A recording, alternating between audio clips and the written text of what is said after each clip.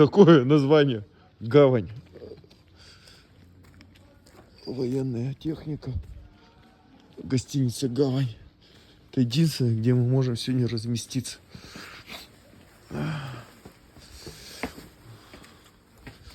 Гостиница «Гавань».